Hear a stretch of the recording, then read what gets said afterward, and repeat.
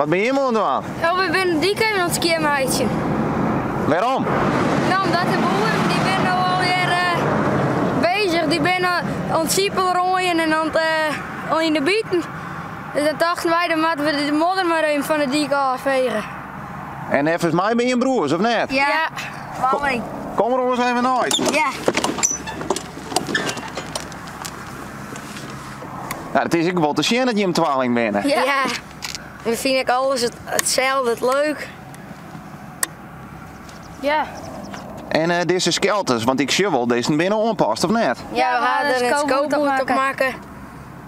En ja. Je gaat er een versnellingpoot naar maken. Doe je hem altijd alles te jaren? Meestal wel, ja. Meestal wel.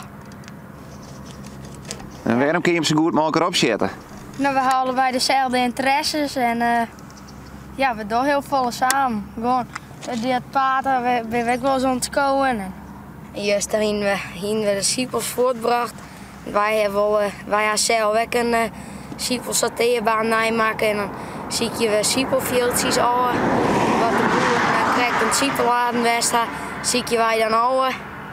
Maar de skelter en elkaar. Hadden we hier juist de siepels voortbracht, maar toen kwamen we ook op direct aan de band. Dus toen zijn er dan maar even naar ons komen.